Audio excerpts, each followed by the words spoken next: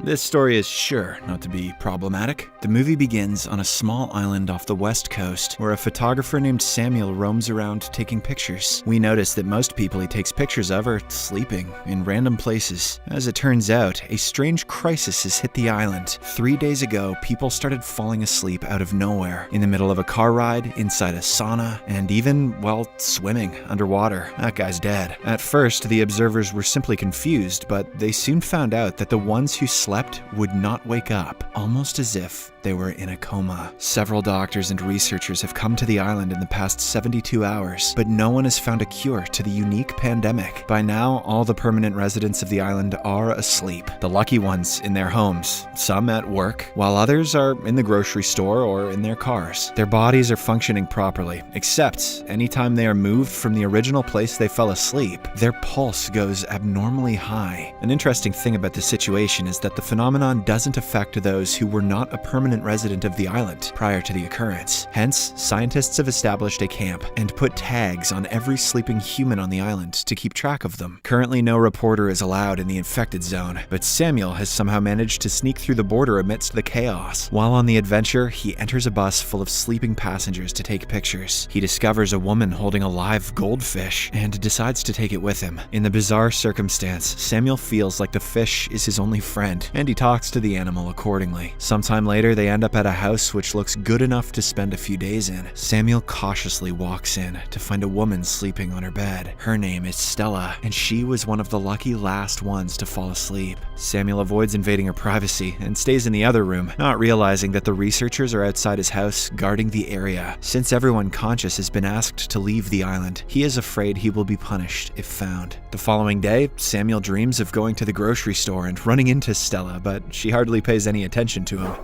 Not even in his dreams. He is woken up abruptly when he calls her by her name, and she asks him how he knows it. A new day sparks a new adventure for Samuel as he talks to a sleeping Stella while listening to the news on the radio. The entire world is talking about the pandemic, and the bizarre controversies are starting to roll in. Laughing at them, Samuel decides to explore the island in the daylight. The first person he notices is a handyman stuck to a tree, sleeping peacefully. He also finds out the animals on the island are still alive and wonders who is taking care of them. After about an hour of walking, he reaches the church where a large group of people are unconscious. Taking a few pictures, Samuel settles into a seat and falls asleep. In his dream, he and Stella are sitting opposite each other in a restaurant. They act like they have known each other forever and chat about what Samuel is doing on the island. Stella doesn't approve that he is taking advantage of the situation for money, but Samuel argues that he is there for the experience, not the money. Later the money maybe, but not now. Later on, he returns home and goes through Stella's belongings to find her daily journal. As he reads it, his connection to Stella gets stronger, and he continues dreaming about her. In the dream, she tells him that she was one of the last ones to get hit. The first person she saw falling unconscious was her piano teacher, who slept in the middle of a class. On being asked if she was scared, Stella replies that she was more confused. The doctors and researchers came, but only discovered that the people should not be moved from the places they fell asleep. Stella finds it funny that there is a chance her heart will explode if she gets up from her bed. Samuel says if she does that, his dick might explode too. Samuel then takes the opportunity to ask her how she felt when she fell asleep. Stella describes it as a surreal feeling. She had strange, vivid dreams and eventually got lost in them, not realizing that she was falling into a deep sleep. The scene then changes to the next day, and Samuel sets out on yet another adventure. He goes to a different neighborhood this time around and ends up seeing a car filled with balloons. While trying to take a picture of it, he notices the health workers nearby and has to run back home. The incident brings Samuel back to reality, and he decides to leave the island, having taken enough pictures. He wishes goodbye to Stella, packs his belongings, and goes to the shore where his boat is. However,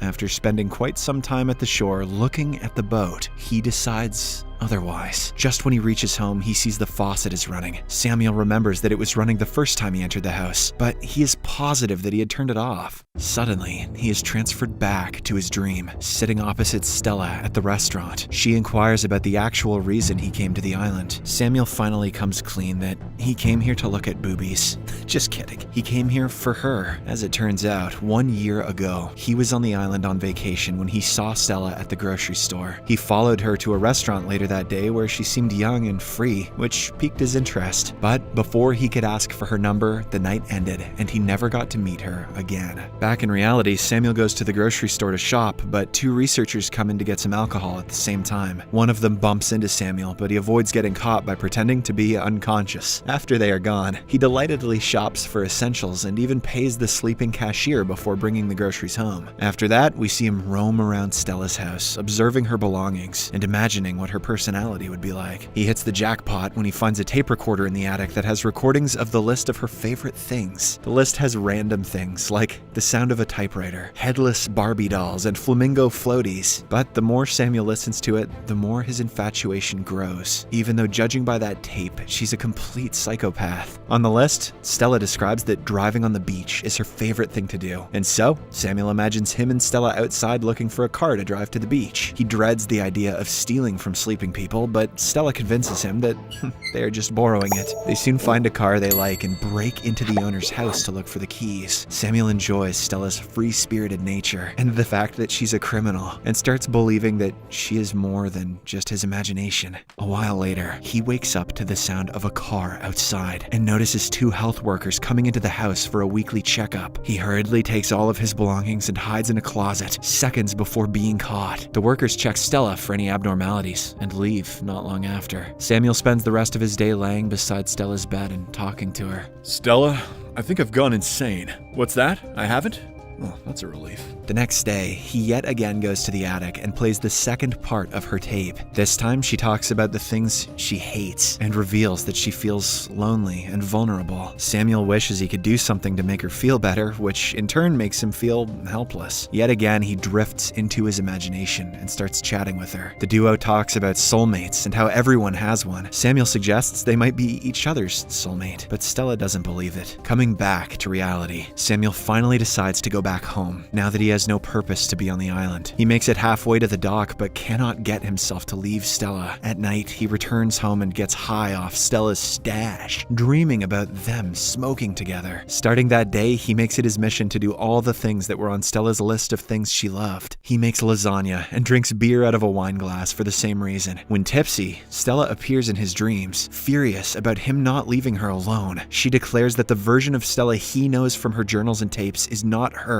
Samuel recognizes that she is right. After all, he has never talked to her in real life, and their relationship is entirely in his head. As he tries convincing himself coming to the island was not a mistake, Stella asks him to leave her alone and disappears into the darkness. In the following scene, Samuel once again decides to leave, but his journey is different this time around. He feels extremely thirsty on his way and gets strange hallucinations. To quench his thirst, he breaks into an apartment, but the more he drinks, the thirstier he gets. The walls start closing on him, filling him up with anxiety, which is when he realizes he is about to fall asleep like the others. As he tries his best to stay awake, he gets a call from imaginary Stella, who calls him back home. He suddenly wakes up and returns to her house in a hurry, asserting that if falling asleep is inevitable, he would rather sleep close to her. The next morning, to Samuel's utter surprise, he wakes up. However, he is unsure how long he can stay awake for. Taking the opportunity at hand, he writes notes for Stella in case she ever gets to read them. It takes him the entire day, and at the end, he too falls into a coma.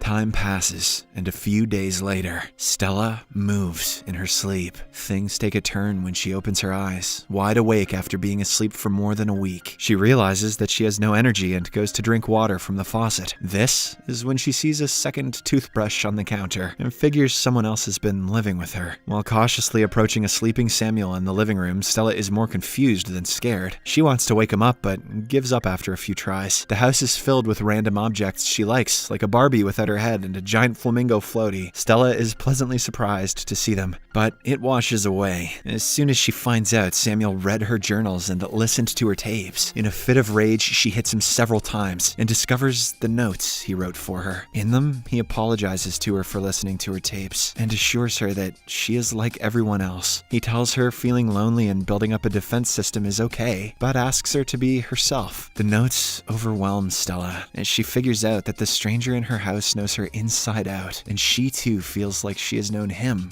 forever. In the next few days, she gets several dreams with Samuel in them. They chat about his likes, dislikes, fears, and responsibilities, as he did with her in his dreams. Even though they have not even met each other in real life, Stella knows they are connected. Hence, she takes care of him like he did to her. Then comes the morning when Stella wakes up later than usual to a pleasant surprise. Samuel is no longer on the sofa he was sleeping on. The two meet each other in the kitchen for the first time, but to them, it feels like they are lovers reuniting after decades. Samuel introduces himself and shakes hands with her, delighted to know that she is just as happy to meet him. In the final scene, we are brought back to the bus where it all started. The woman whose goldfish Samuel had stolen wakes up from her sleep, and we see that she now has 2 fishies in her hands instead of 1. This movie brought to you by chloroform.